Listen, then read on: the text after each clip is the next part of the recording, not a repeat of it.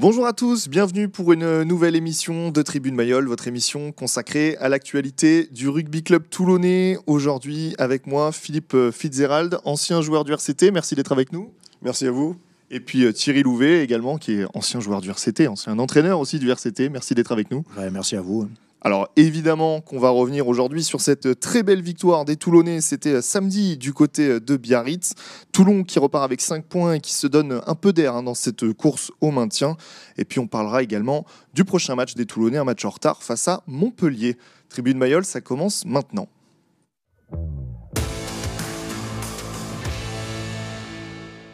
Allez, on va commencer déjà par regarder quelques images de la belle victoire des Toulonnais à Aguilera. C'était samedi en fin d'après-midi avec des essais d'Aymeric Luc, de Carbonel ou encore de Danglo. Toulon qui repart du Pays Basque donc avec 5 points au classement. Toulon est donc 12e, mais a toujours 2 matchs en retard. Prochain match la semaine prochaine, ce fameux match en retard face à Montpellier. Messieurs, un événement samedi soir à Biarritz. Après 378 jours, Toulon a enfin regagné un match de top 14 à l'extérieur. Il était temps. Oui, il était temps. Il fallait un petit peu reprendre des points à l'extérieur, puisque, comme on dit, on est à la course au maintien. Donc, ces points gagnés à l'extérieur, ils sont très importants, surtout sur des concurrents directs à cette malheureuse descente. Et ça a été fait plutôt d'une fort belle manière, hein. En plus, en revenant avec un point de bonus. Donc là, sur le déplacement, on fait, comme on dit, du 100%. Ça fait du bien de gagner ce match à l'extérieur. Okay. Moi, je pense que ça fait beaucoup de bien pour l'équipe, dans un contexte qui est difficile. C'est une équipe qui est sous pression, une équipe qui cherche à se rassurer, donc qui a dû aller à l'extérieur jouer Biarritz, qui avait visé ce match depuis très longtemps. Et donc le match à l'extérieur, je pense que les ingrédients pour réussir, c'est toujours la même chose, une belle conquête, une très bonne organisation dans le jeu, une discipline qui doit être au niveau, et un engagement sans faille. Donc je pense que ce sont les ingrédients qu'on a trouvés au RCT samedi soir. Justement, ce match, on aurait pu s'attendre à bis repetita par rapport à la semaine dernière face à Brive, un match un peu fermé, peu d'occasions de jeu, des exploits plutôt personnels.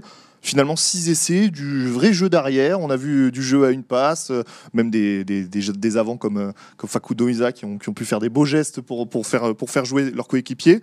Comment on explique finalement que ce match, ça a été un peu l'opposé de ce qu'on a vu face à Brive ? Je pense qu'ils ont certainement pris un peu la pleine mesure du classement et de ce que l'entraîneur et le peuple toulonnais attendent d'eux. Et ils ont mis les ingrédients qu'il fallait mettre. Et puis aussi, je pense que Brive était c'était un adversaire un petit peu plus coriace que Biarritz. Hein. Je veux pas, c'est pas pour faire de l'opprobre à Biarritz, mais il leur manquait beaucoup de joueurs. J'ai trouvé quelques choix un peu particuliers de Biarritz, notamment sur les pénalités. Ouais, ils ont beaucoup joué en touche, les points, alors qu'ils avaient une touche plutôt défaillante. Donc, c'est en même temps, quand on réussit les choses, parce qu'il y a plein de choses qui se mettent en marche et qui se mettent dans un ordre. Et nous, on a fait ce qu'il fallait, et Biarritz n'a pas fait ce qu'il fallait non plus. Donc, ça rentre dans notre calcul, et c'est très bien pour Toulon, et c'est ce qu'il fallait de toute façon. On s'est régalé devant cette rencontre finalement, avec ces 6 essais. On s'est régalé. Je pense qu'on voyait sur les visages du joueur toulonnais samedi l'appétit qu'ils avaient. Je pense que le meilleur exemple, c'est Baptiste Serin qui a vraiment mené l'équipe d'une manière formidable, je dirais. Et Sergio Parissé aussi. On voit sur les visages des joueurs leur envie, leur détermination aussi d'avancer et de s'imposer à l'extérieur. Donc je pense que ces matchs, comme dit Thierry, a été préparé en semaine et aussi avec l'expérience engrangée par les joueurs depuis un certain temps. Donc ils ont pris le match par le bon bout. Ils ont surtout marqué les essais au début. Bon, un premier essai refusé malheureusement sur une faute qui est un peu contestable. Mais après, ils ont su passer derrière la ligne d'un but.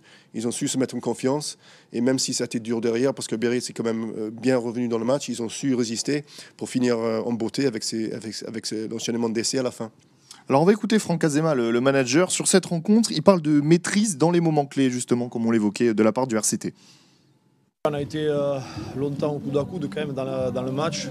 Ils sont revenus à 4 points et on a été pragmatique à ce moment-là, on ne s'est pas affolé et on a gardé le contrôle du match. C'est vrai qu'on a fait une bonne entame sur la première mi-temps, ça nous a permis de nous mettre devant au score. Voilà, ouais, c'est une bonne opération parce que c'était nécessaire, on le sait, on bataille sur le fond du tableau, on est dans la course sur le maintien, c'est la réalité. Donc on voit aujourd'hui les résultats de Perpignan. Moi, donc c'était essentiel de l'emporter ce soir, on prend le bonus, donc c'est une bonne chose. On a senti de la maîtrise.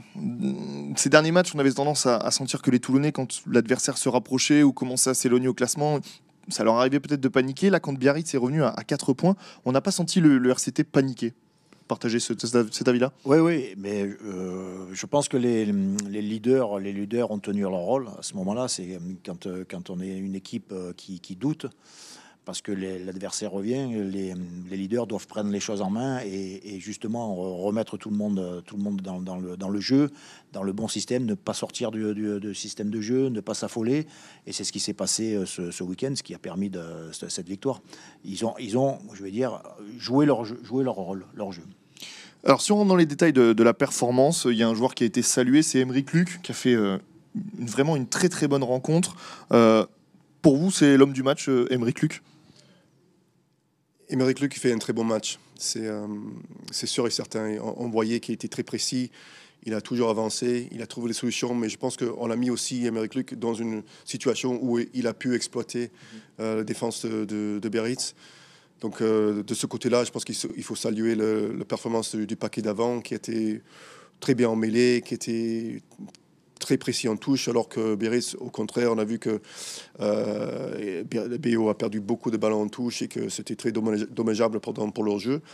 Donc oui, Aymeric Luc a été très performant. Il a pu exploiter les failles dans la défense de Biarritz, et en plus, il a pu créer des occasions pour lui. Mais ce n'est pas le seul. Et je crois que d'autres joueurs ont également été très performants. Et j'y pense parce que, pour enchaîner sur ce qu'a dit Thierry tout à l'heure, il y avait beaucoup de précision dans le jeu de Toulon. Et il y avait 2 fois où je crois bien que ce soit un Rebadge sur 2 touches. Il arrive à passer les mains et il arrivait avec beaucoup de sang-froid d'arrêter le ballon porté du BO alors que c'était des situations de danger. Et je crois que de garder la tête froide, c'est un très bon signe. On ne panique pas. On trouve les solutions qui sont dans le jeu, qui sont dans la réflexion dans le jeu. Est-ce que je suis hors jeu? Est-ce que je ne le suis pas? Je suis seul, je peux y aller en touche. Donc, non, oui, Aymeric Luc a fait un très bon match, mais parmi les autres. Alors, c'était pas préparé, mais vous m'avez demandé. Ma prochaine question était sur Swan Rebadge, justement, parce que je sais que 2 anciens avant, vous avez forcément dû apprécier la performance justement de Swan Rebadge, et je voulais qu'on en parle. Très précieux, notamment défensivement dans ses rucks. Thierry Louvet, je pense que ça vous plaît, ce genre de joueur, ce genre de performance. Oui, surtout ce genre de performance. Et Swan, là, je pense qu'il a remonté d'un cran. Il est maintenant, je pense, à son meilleur niveau de la saison pour l'instant. Je trouve que il reprend du potentiel, il reprend de la. Tu le sens plus maître, tu le sens plus patron. Plus en phase avec ce qu'il doit faire, et comme il dit Fidzi, quoi. Pas de faute, se mettre là où il faut quand il faut, sans être hors jeu, mettre les mains quand il faut, comme il faut. Et effectivement, il atteint là, sur ce match-là, tout au moins, il est au top niveau. Et c'est du joueur comme ça dont on a besoin à Toulon, parce que pour une reconstruction, on a besoin de tels joueurs. Et donc la suite logique, il a été appelé là par Fabien Galtier en remplacement de Thomas Jolmes qui ne pourra pas monter donc pour préparer ce match face au Pays de Galles, pardon. Suite logique d'être appelé comme ça en équipe de France quand on fait ce genre de performance semaine après semaine pour Swan Rebadge. Oui, mais je trouve qu'il a été précieux contre Biarritz. Et on peut parler aussi des renvois, parce que le renvoi, c'est une véritable phase de conquête. Il n'y a rien de pire que de marquer un essai, marquer 3 points, et de perdre le ballon sur le renvoi. Et au fur et à mesure du match, on voit que Swan Rebadge a été, encore une fois, très précis sur les renvois. Et à chaque fois, c'est de dire, on marque les points, l'équipe adverse tape pour nous rendre le ballon et on va le garder. Prendre l'envergure dans le groupe, c'est sûr. Alors derrière, il y a aussi un retour, celui de Duncan Payoa au centre, associé avec Julien Herito. Alors On va pas revenir sur son carton jaune. Je sais que j'imagine qu'il a dû vous faire sourire en tant qu'ancien joueur. Carton jaune assez sévère, hein, on va le qualifier comme ça. On sent qu'il a apporté aussi. Pourtant, la semaine dernière, on discutait de l'association Carbonel-Bello qui a très bien fonctionné par le passé. Mais Duncan Payowa au centre, on sent aussi que c'est un vrai centre qui a fait des différences. Facilité aussi peut-être par certaines erreurs défensives de Biarritz. Oui, mais après c'est un centre qui est complètement différent d'Anthony. Anthony, bon déjà c'est pas un centre, c'est un ouvreur, donc et il dépanne, c'est bien de dépanner au centre. Mais oui, effectivement, Duncan c'est un vrai centre avec toutes les qualités qu'on demande à un centre, aussi bien l'explosivité sur les hommes, sur les courses, sur les passes, sur tout ça. Donc c'est un joueur dont on a besoin, je pense, dans la ligne de trois quarts, associé avec Carbo et peut-être Herito ou un autre. Mais enfin, pour cette ligne de trois quarts, je pense qu'à un moment, il faut que ça s'arrête de tourner. Ouais, voilà, il faut une continuité. Si on veut vraiment, à un moment, avoir un jeu, le jeu que je pense que Franck a envie de mettre en place, il faut quand même une continuité sur les hommes, parce que les centres ont besoin de se connaître, ont besoin de connaître les courses, et on peut les avoir qu'en jouant. Dans l'entraînement, c'est une chose, mais c'est pas les matchs. Et si on veut avoir une vraie continuité dans ton ligne de trois quarts et un vrai plaisir à les regarder jouer, il faut qu'à un moment, elles se stabilisent et qu'il y ait plusieurs joueurs qui jouent ensemble. C'est d'accord avec cette analyse? Sur la stabilité d'une équipe, oui, bien sûr. Après, sur les centres, je trouve qu'à chaque fois, ils ont avancé. Et donc, je les ai toujours trouvés dangereux dans leur course. Je trouve qu'ils ont souvent mis à mal les BRO, qui reculaient souvent. Pardon. Et ça permettait à Toulon, derrière, d'enchaîner. Donc, toujours pertinent dans leur course, toujours agressif dans le bon sens du terme, et toujours au service de l'équipe. Donc, à chaque fois, si ce n'est pas les centres eux-mêmes qui ont fait la différence, ils ont permis aux autres derrière d'enchaîner et de toujours avancer. On va se retrouver tout de suite pour la deuxième partie de cette émission Tribune Mayol.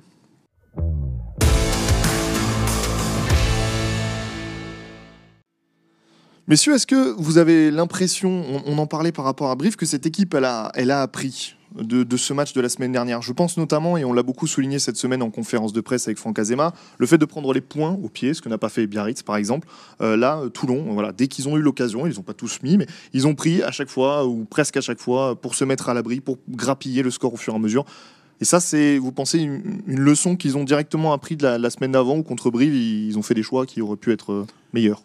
Oui, mais après, en même temps, nous, on a toujours appris et inculqué que lorsqu'il y a des points à prendre, il faut les prendre. Donc, quand on a 3 points, quand on a en plus des buteurs, il faut les prendre et ne pas estimer ou croire qu'on va pouvoir marquer des essais. Même si des fois, effectivement, les joueurs sur le terrain sentent des choses que nous, les entraîneurs, là je parle en tant qu'entraîneur, on est dehors et qu'on ne ressent pas obligatoirement. Il peut se trouver que, et d'ailleurs ça s'est quand même vu assez régulièrement, que une décision des joueurs était la bonne. Mais quand on est dans ces situations dans lesquelles se trouve un peu Toulon, c'est vrai que les points à prendre au pied, il faut les prendre. Il faut pas faire la fine bouche. Je voudrais qu'on revienne sur une stat, on en parlait en tout début d'émission, c'est 1 an sans gagner à l'extérieur. Est-ce que ça vraiment... donc c'est terminé maintenant, ça peut vraiment changer beaucoup de choses. Toulon se redéplace directement en fin de semaine face à Montpellier. Est-ce que vous pensez que vraiment ça peut faire beaucoup de différence d'avoir enfin terminé cette série noire? Oui, je pense que c'est un déclic. Je crois que c'est un moment important pour l'équipe. Rappelons qu'ils ont eu des mois où ils étaient vraiment sous pression et ça a dû être des mauvais moments pour l'équipe à vivre dans les vestiaires. Donc je pense que c'est une forme de libération. Je pense qu'aussi c'est le fruit du travail, de l'investissement et une vraie décision, que ce soit conscient ou inconscient. Ils ont décidé qu'ils allaient gagner ce match-là contre Biarritz. Ils ont décidé dans la semaine, peut-être ils ont décidé un peu plus tôt. Ils étaient déterminés à gagner ce match. Et on voit également, à travers ce qu'on a dit tout à l'heure, la lucidité aussi, c'est aussi cette expression de cette précision de pensée en disant qu'on va à Biarritz pour gagner. Et comment on va faire? On va être précis, on va gratter les ballons comme il faut. Je pense que vers l'heure du jeu, Baptiste Serin qui gratte un ballon qui est très très important. On ne va pas faire de faute, on va mettre tout ce qu'il faut pour gagner. Donc je pense que oui, c'est un déclic, c'est l'expression de quelque chose qui s'est passé. Messieurs, avant de passer à la suite, un dernier point. C'est notre point hebdomadaire, Cheslin Kolbe. On en parle toutes les semaines dans cette émission. On le scrute forcément parce qu'on en attend beaucoup. Et on l'a vu Alors en difficulté par moment défensivement, un peu mieux offensivement, notamment sur le dernier essai où il casse quand même 2 plaquages. On le préfère quand même à l'aile, Jason Colby, plutôt qu'à l'arrière, surtout quand on voit la performance d'Aymeric Luc. Oui, effectivement, on le préfère à l'aile. Surtout moi, je préférerais là où il est bon, quoi. Après, là, pour l'instant, c'est moyen. C'est vrai qu'il faut pas, voilà, c'est moyen. Mais en même temps, je crois qu'on espère et on attend beaucoup de choses d'un seul joueur. Et un joueur n'a jamais fait une équipe, quoi. Il faut arrêter de penser ça. Quand il était à Toulouse, il était entouré de joueurs de très haut niveau, de très haut calibre. Bien Donc effectivement, je pense que c'est plus simple de jouer. C'était plus simple de jouer à Toulouse qu'à Toulon en ce moment, en espérant que Toulon redevienne ce qu'il était il n'y a pas longtemps. Mais d'un joueur, il ne faut pas trop attendre, quoi. Voilà, c'est compliqué. Je voulais qu'on dise un mot également et qu'on félicite les supporters toulonnais. Ils étaient plus d'une centaine à avoir fait ce déplacement, notamment les fils de Besagne ou les accros, mais même certains supporters qui ne font pas forcément partie d'une association. Plus d'une centaine à avoir fait le déplacement jusqu'à Biarritz. Ça compte, ce genre de choses aussi, quand on joue. Le stade d'Aguilera était forcément en fusion, mais il y avait cette centaine de supporters toulonnais qu'on a entendu plutôt à la fin, forcément. Ça compte beaucoup, c'est très important pour les joueurs, parce que si on pense déjà à l'échauffement, même à l'arrivée au stade, et l'échauffement, quand tu vois les drapeaux, quand tu vois les gens qui se sont déplacés, ça coûte cher le déplacement, qui sont là, qui sont présents, qui sont là pour le club, pour les joueurs, ça fait chaud au cœur. Après, pendant le match, de lever les têtes parfois, de voir dans les tribunes qui sont là pour nous et pour nous soutenir et être avec nous. Ce sont les points qui comptent, ouais, c'est très important pour les joueurs. Alors messieurs, je voudrais qu'on passe à une actualité qui a fait pas mal de bruit cette semaine. C'est Sergio Parisse qui a annoncé en conférence de presse qu'il avait, en tout cas en coordination avec le club et la sélection, refusé de rejoindre la sélection italienne pour jouer une sorte de jubilé dans sa carrière internationale, parce qu'il voulait rester au RCT, aider le RCT avec ces 2 matchs en retard qui n'étaient pas censés être programmés là, mais qui le sont forcément. C'est un geste fort de la part de l'ancien capitaine de cette équipe d'Italie, de dire aujourd'hui je reste à Toulon parce qu'on joue le maintien et qu'on a besoin de moi, et je refuse d'une certaine façon de faire mes adieux à mon pays, en tout cas à ma sélection. C'est fort comme geste. Oui, non, effectivement, c'est un beau geste. C'est empreint de beaucoup de valeurs, et c'est ce qu'on a toujours, c'est ce qu'on dit toujours, que le rugby a des valeurs qui sont particulières. On en voit de moins en moins. Donc, un geste comme ça de la part de ce joueur qui est de classe quand même internationale, c'est quelque chose qui fait plaisir, et puis surtout qui donne peut-être aussi que ce qui s'est passé à Biarritz vient aussi peut-être de ça. Peut-être que le fait de savoir que tu as un joueur qui pouvait aller jouer avec son équipe, terminer une carrière extraordinaire, préfère rester dans son club avec les siens parce que c'est dur et parce que c'est compliqué, qu'il faut se resserrer et qu'il faut que maintenant tout le monde fasse front avec ce qui arrive. Je crois que c'est aussi ce qui fait partie et ce qui a certainement motivé aussi tout le reste du groupe. Et je crois que c'est pour la fin de la saison, c'est un plus. Alors c'était ma question d'après. Est-ce que ça peut avoir un impact dans le vestiaire ? Vous êtes d'accord que ça peut, on le sait forcément, ça s'est su, et les joueurs doivent se dire ok, on lui doit aussi ça maintenant. Oui, je pense que l'ambiance dans les vestiaires, ça se tient à rien. Et je pense que dès lors qu'on en plus quelque chose de positif, quelque chose qui va vers les autres dans la bonne intention d'apporter quelque chose aux autres et apporter quelque chose au groupe, on va dans le bon sens. Donc comme il dit Thierry, Sergio Parisse qui se conduit de manière exemplaire sur le terrain, et j'en suis sûr dans le vestiaire, déjà s'expose à la critique. Il a 38 ans, il a beaucoup joué, il a à mon sens plus rien à démontrer, mais il est là, il s'investit auprès des autres pour donner ce qu'il a donné. Et déjà, du fait qu'il soit sur le terrain avec cet état d'esprit, c'est beaucoup pour les autres qui sont autour de lui et qui voient ce qu'il fait. Après, deuxièmement, oui, effectivement, de dire je reste à Toulon, je reste à mon club pour apporter tout ce que j'ai à donner, et je mets quelque part de côté les sélections avec lesquelles j'ai vécu tellement de choses, c'est aussi un grand geste. Donc, lorsqu'on a ce type de geste, et lorsque les joueurs s'investissent, les joueurs de qualité, mais toujours lorsqu'on s'investit entièrement avec le cœur, avec tout ce qu'on a, forcément ça va suivre, forcément. Alors messieurs, ce sera un déplacement d'une toute autre mesure finalement la semaine prochaine pour Toulon, puisque c'est Montpellier, gros calibre du top 14, qui joue évidemment le bouclier de Brennus en fin de saison. Qu'est-ce qu'on peut en attendre de ce match, et est-ce qu'on doit en attendre finalement quelque chose. C'est un match en retard. Il y aura celui de La Rochelle, par contre, à Mayol dans 2 semaines. Ce match face à Montpellier, qu'est-ce qu'on peut en attendre ? On peut en attendre des comportements. On peut en attendre déjà un match qui sera compliqué, qui sera difficile, qui sera certainement très très dur. Mais de la part de Toulon, il faut en attendre une continuité de ce qu'on a vu sur Biarritz.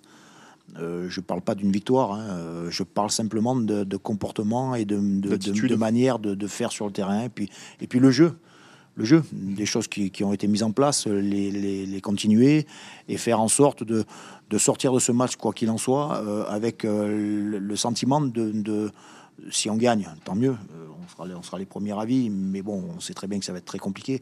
Mais au moins de sortir en se disant, ce qu'on avait mis en place, ça continue. Voilà, on avance petit à petit parce que c'est dur, parce que c'est compliqué, mais petit à petit on avance et on maîtrise de plus en plus ce qu'on met en place à l'entraînement. Ce match-là doit permettre ça. Parce que après, La Rochelle, c'est sera autre chose. On va écouter Franck Azema, justement. Il parle de ce match, mais il parle aussi finalement de cette fin de saison où Toulon ne doit pas se tromper d'objectif. Tout le monde le dit suffisamment. On joue le fond de tableau. Donc, ce qu'on joue, c'est ça. On s'était préparé pour ce match-là. Et on savait que c'était un match couperé pour nous, qui était très important mentalement. Donc, c'est une bonne épreuve pour l'expérience des joueurs aussi. Maintenant, on va aller à Montpellier la semaine prochaine. C'est un match en retard. Donc, et on verra ensuite. Mais on n'a pas plus d'ambition qu'aujourd'hui se sortir de cette zone-là et de jouer cette compétition-là. Le piège, c'est de justement pas se tromper d'objectif. L'objectif, c'est le maintien. Il ne faut pas, parce qu'il y a eu une belle victoire face à Montpellier, être trop en euphorie finalement.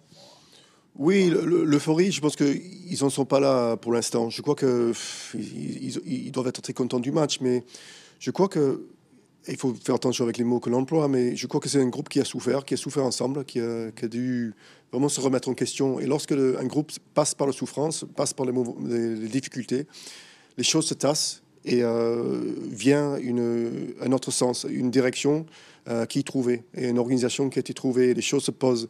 Et je crois que je sens, après peut-être que je me trompe, avec les dernières victoires, les choses sont en train de se poser et le jeu va venir forcément. Donc je suis d'accord avec Thierry dans le sens où aller à Montpellier, construire à la fin de la saison, en réalité, c'est la construction à long terme, c'est aussi la saison prochaine et les saisons qui suivent, parce que ce qui est posé là aujourd'hui va compter pour la suite, parce que vivre une fin de saison où ça se passe mal, forcément pour l'été, il faut tout réorganiser, alors que en posant les choses en termes de jeu, en termes d'état d'esprit, en termes de tout ce qu'on veut comme ingrédient positif, on prépare forcément tout ce qui va venir l'année prochaine et les saisons qui vont suivre. Allez, tout de suite, on va regarder les résultats sportifs dans le département ce week-end.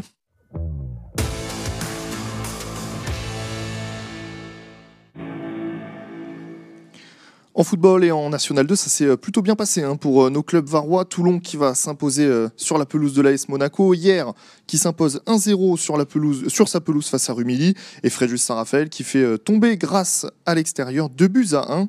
En handball, victoire de Saint-Raphaël à l'extérieur 29-25. En volley, victoire de Saint-Raphaël chez les femmes 3-1 face à Florange. Victoire de Fréjus à la maison chez les hommes 3-1 face à Nancy. En basket, le HTV s'impose face à un concurrent direct 99-68 face à Golfe Juan. Et puis un bon match nul pour les Toulonnais à domicile en futsal, 4-4 face au leader du championnat. Thierry Louvet, Philippe Fitzgerald, merci beaucoup d'avoir été avec nous. On vous remercie, on vous réinvitera avec grand plaisir. Et puis nous, on se retrouve dès la semaine prochaine pour un nouveau numéro de Tribune Mayol.